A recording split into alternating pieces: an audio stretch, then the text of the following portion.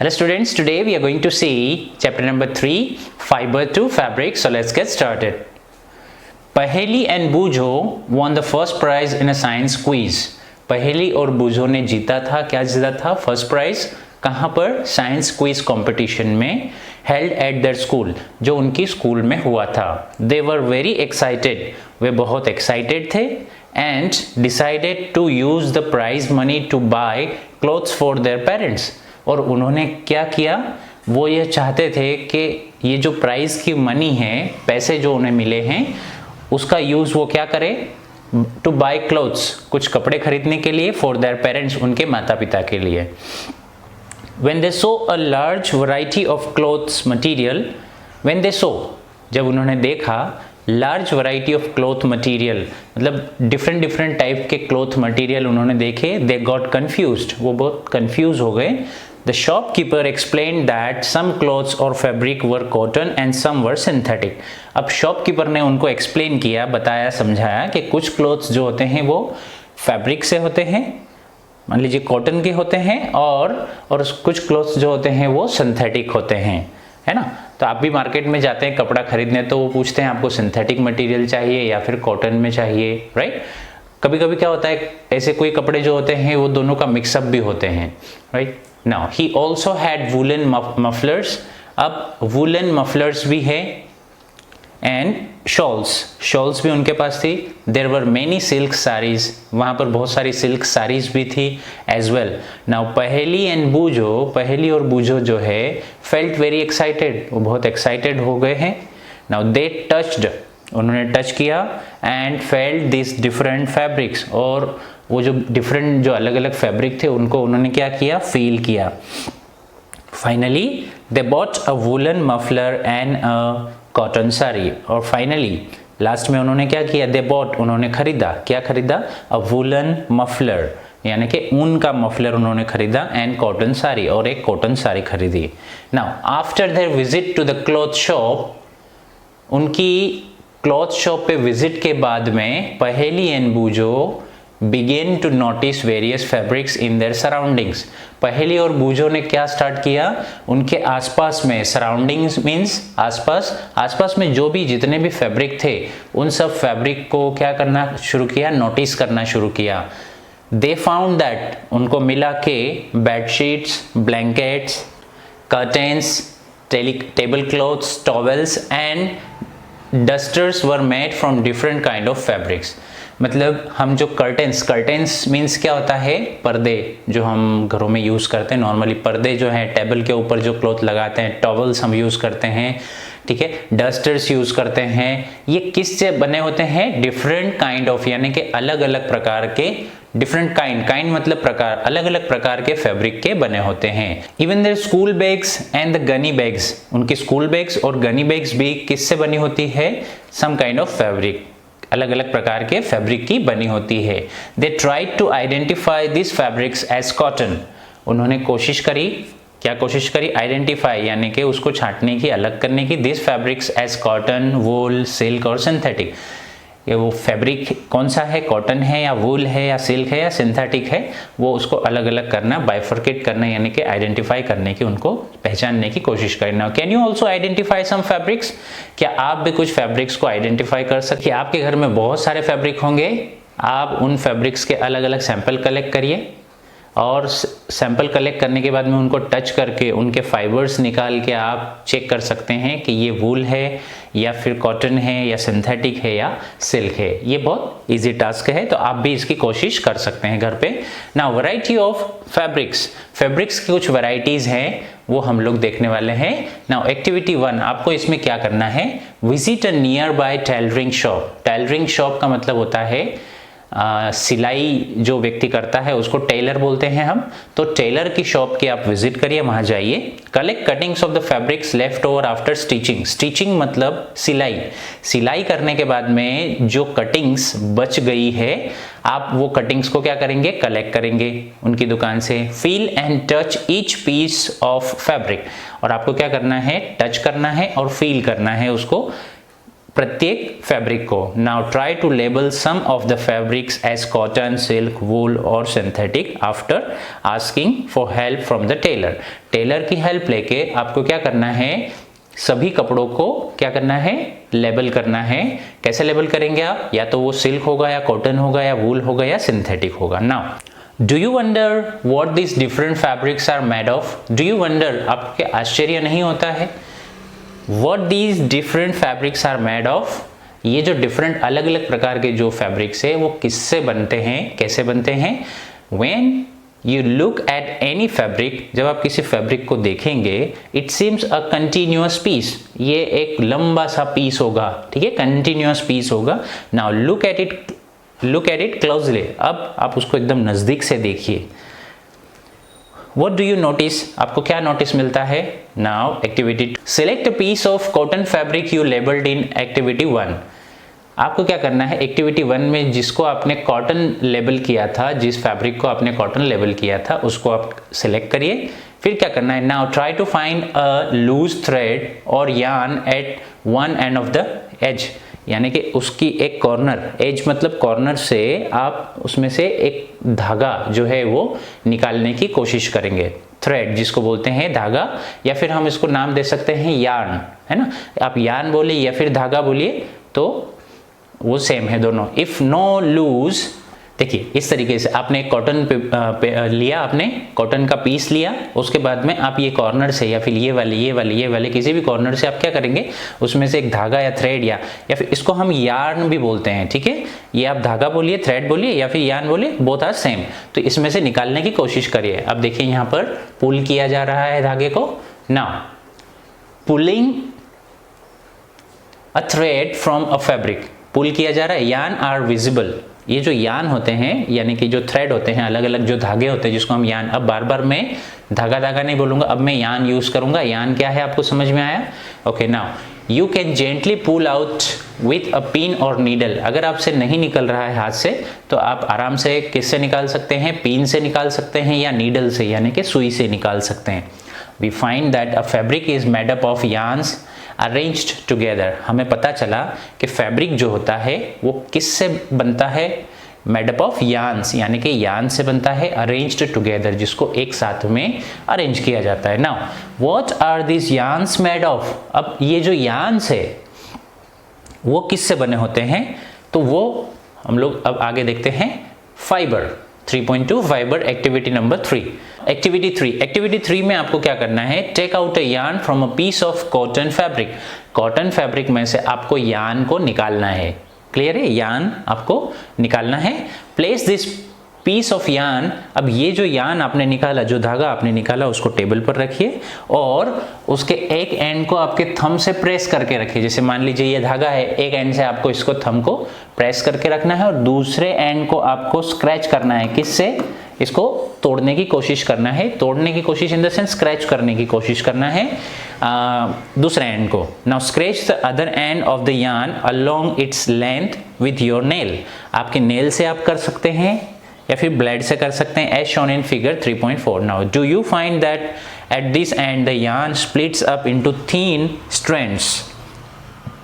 आपको पता चलेगा कि ये जो दूसरा एंड था जहां से हमने स्क्रैच करना स्टार्ट किया, वहां से क्या होता है, पतले पतले और जो है धागे वहां से निकलते हैं, है ना। आप जब सुई में धागा डालते हैं तो यही चीज होती है ना। हम इजीली अंदर डाल नहीं पाते, क्यों, क्योंकि उसमें से अलग अलग धागे निकल जाते हैं। तो इजीली हम क्या करते हैं, फिर उसको हमारा जो स्पीटल है, स्पीटल यूज करते हैं और फिर उसको डालने की कोशिश करते हैं उसमें। Now splitting the yarn into thin strands, तो देखिए एक अंगूठे से क्या किया हुआ है, उसको प्रेस करके रखा है और दूसरे से उसको क्या किया जा रहा है, स्क्रैच किया जा रहा है। तो देखिए इस तरीके से इसके जो यार्न था उसमें से भी कुछ यार्न्स अलग अलग आपको दिख जाएंगे। इसको हम स्ट्रैंड्स बोलेंगे। ये जो निकल गए यार्न में से जो अलग अलग हो गए, इनको हम क्या कहें, thin strands. You might have observed something similar when you try to thread a needle. आपने इसी प्रकार का ऑब्जर्वेशन किया होगा, कब किया होगा, जब आप क्या करते हैं, सुई में धागा पिरोते हैं, ठीक है। When you thread a needle, many a time, बहुत बार, the end of the thread is separated into a few thin strands। बहुत बार ऐसा हुआ होगा, जैसे मैंने अभी बताया कि जो थ्रेड है जिसको आप सुई में पिरो रहे हैं, ठीक है, वो बहुत सारे स्ट्रैंड्स में अलग अलग हो जाता है। This makes it difficult to pass the thread through the eye of the needle। जो नीडल की आई होती है, नीडल यानी कि सुई का जो छेद होता है ना, इसको आई बोलते हैं, नीडल आई बोलते हैं। तो नीडल आई में से उसको पास करना क्या होता है, डिफिकल्ट हो जाता है, क्योंकि वो अलग अलग स्ट्रैंड्स में डिस्ट्रीब्यूट हो जाते हैं। The thin strands of the thread that we see are made up of still thinner strands called fibres. अब ये जो थीन स्ट्रैंड्स जो अलग अलग होते हैं, इसको हम बोलते हैं फाइबर्स। क्या बोलते हैं, फाइबर्स बोलते हैं ना। Fabrics are made up of yarns. अभी आपको सभी बच्चों को याद रखना है क्या, फैब्रिक जो होते हैं वो किससे बने होते हैं, यार्न से बने होते हैं। And yarns are further made up of fibres. और यार्न्स जो होते हैं वो किससे बने होते हैं, फाइबर्स से बने होते हैं। Now where do this fibres come from. अब ये जो फाइबर है ये कहाँ से आते हैं, ठीक है। Now the fibres of some fabrics such as cotton, jute, silk and wool are obtain from plants and animals. अब ये जो फाइबर्स थे, ठीक है, फाइबर्स कहाँ से आते हैं, कहाँ से ऑब्टेन किए जाते हैं, निकाले जाते हैं, तो या तो कॉटन के होते हैं वो, या जूट के होते हैं, या सिल्क के या वूल के होते हैं। वो कहाँ से ऑब्टेन होते हैं, प्लांट्स में से या फिर एनिमल में से इसको निकाला जाता है। Now these are called natural fibres. आपको याद रखना है, क्वेश्चन पूछा जा सकता है, what are the natural fibres. Natural fibres किसको बोलेंगे, जो फाइबर्स को एनिमल और प्लांट में से ऑब्टेन किया जाता है उनको हम बोलते हैं natural fibres. Now cotton and jute are examples of fibres obtain from plants. Cotton और जूट जो होते हैं वो किसके एग्जांपल्स है, फाइबर के, जिसको ऑब्टेन किया जाता है या पाया जाता है, कहाँ से किया जाता है, प्लांट्स में से, ठीक है। Wool and silk fibres are obtain from animals. जो वूल होता है, आप सभी को पता है, शीप जो होती है, भेड़ें होती है, तो भेड़ के ऊपर जो ऊन होता है, वूल होता है, उसको रब करके, उसको हटाकर वहाँ से, है ना, शेयरिंग करके और उसको हटा के और फिर क्या किया जाता है, उसको निकाला जाता है। और सिल्क जो भी है, ये भी है ना, सिल्क तो ऑब्टेन ही किया जाता है कीड़ों में से ना, तो ये एनिमल से बनते हैं। Wool is obtain from the fleece of sheep और गोट। शीप या गोट जो होती है उसकी फ्लीसे होती है, जो ऊपर का पोर्शन होता है, ऊपर की जो चमड़ी होती है, जिसको हम बाल बोलते हैं उसके, या ऊन बोलते हैं, तो वहाँ से ऑब्टेन किया जाता है। It is also obtain from the hair of rabbits. Rabbits के हेयर से भी इसको बनाया जाता है। याक से भी बनाया जाता है। एंड कैमल्स यानी कि कैमल्स से भी बनाया जाता है। Now silk fibre is drawn from the cocoon of silk worm. Silk worm जो होता है, सिल्क का कीड़ा जो होता है ना, जिसको हम बोलते हैं कोकून, ओके। सिल्क का जो कीड़ा होता है वो कोकून बनाता है, वो कोकून में से हम क्या करते हैं, सिल्क फाइबर को ड्रॉन करते हैं, यानी कि निकालते हैं। तो ये क्लियर हुआ आपको कि सिल्क कहाँ से, सिल्क का फाइबर कहाँ से आता है और वूल का फाइबर कहाँ से आता है, ये नेचुरल फाइबर्स है।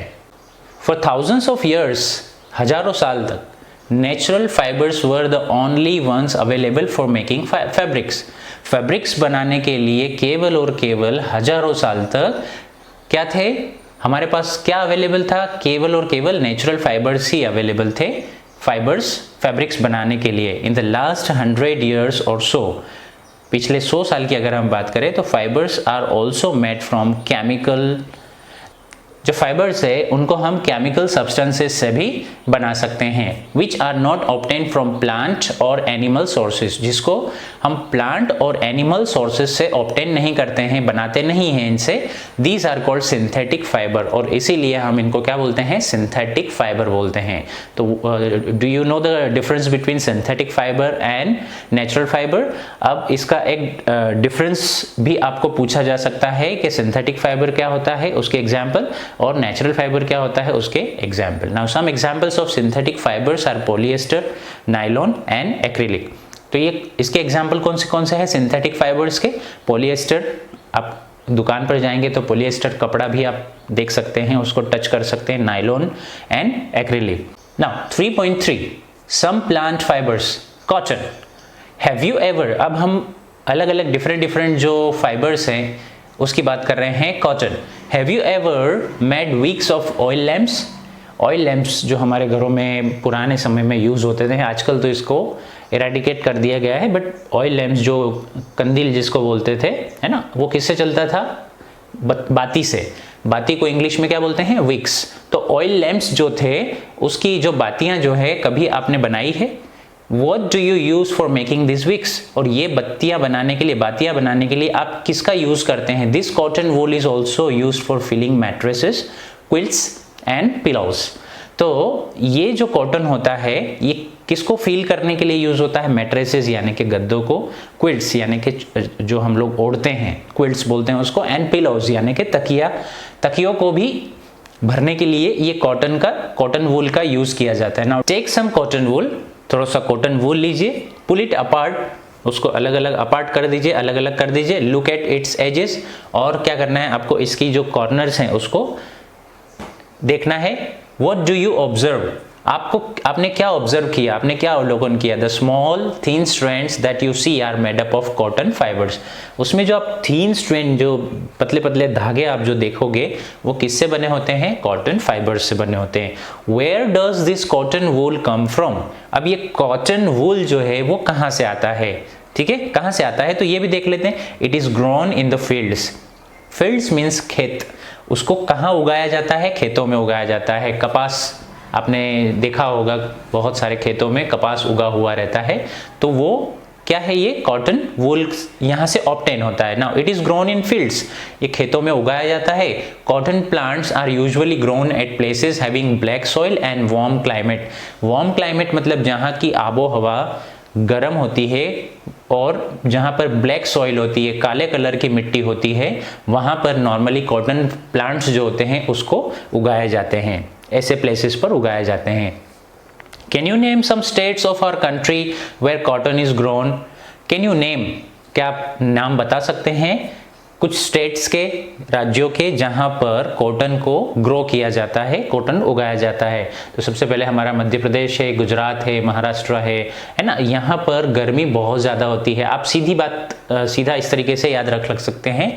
कैसे याद रखेंगे? कि जहाँ का क्लाइमेट गर्म है, ठीक है, आप अगर ऐसा बोलेंगे कि जम्मू कश्मीर में हम कॉटन उगा दें तो वहाँ पर प्रॉपर तरीके से नहीं उगेगा, क्योंकि उसको वार्म कंडीशन चाहिए, दूसरा उसको ब्लैक सॉइल भी चाहिए। तो ऐसे आप लिस्ट भी बना सकते हैं ऐसे राज्यों की जहाँ पर कॉटन को उगाया जाता है। The fruits of the cotton plant, जिसको हम बोलते हैं कॉटन बॉल्स, है ना। कॉटन प्लांट के जो फ्रूट्स होते हैं आपने अक्सर देखे होंगे बड़े बड़े ना, are about the size of a lemon. वो किसके साइज के होते हैं? लेमन की साइज के, यानी कि नींबू की साइज के होते हैं।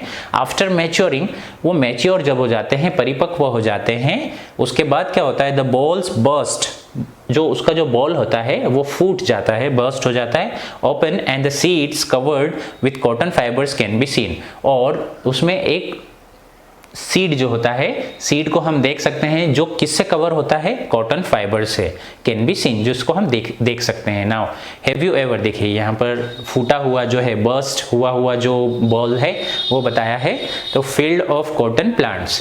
तो अब यहाँ पर देखते हैं, have you ever seen a cotton field that is ready for picking? आपने ऐसी कोई कॉटन फील्ड देखी है? कॉटन का खेत देखा हुआ है? Which is ready for picking, यानी कि उसको निकालने के लिए वो रेडी हो, उसका जो कपास है वो बिनने के लिए, चुनने के लिए तैयार हो। It looks like a field covered with snow. वो कैसे होता है? कैसे, किससे कवर हुआ दिखता है हमें? स्नो से, यानी कि बर्फ से, ठीक है। Now from these balls, in balls में से cotton is usually picked by hand से ही हम उसको पिक करते हैं, उसको निकालते हैं। Fibres are then separated from the seeds by combing, और ये जो फाइबर्स होते हैं उसको सेपरेट किया जाता है फ्रॉम द सीड्स, यानी कि सीड से अलग किया जाता है बाय कॉम्बिंग करके। Now this process is called ginning of cotton. इसको गिनिंग भी बोलते हैं, इसको जीनिंग भी बोलते हैं, ठीक है। This process is called ginning, हम यूज करेंगे यहाँ पे ginning of cotton. Now ginning was traditionally done by hand. अब ये जो जीनिंग है ये ट्रेडिशनली मतलब पारंपरिक तौर पर कैसे किया जाता था? हाथ से किया जाता था।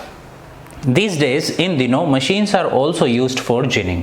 अब इन दिनों क्या है, बड़े पैमाने पर प्रोडक्शन होता है, ठीक है, इसलिए इनको किसके द्वारा, जिनिंग किसके द्वारा की जा रही है? मशीन्स के द्वारा की जा रही है।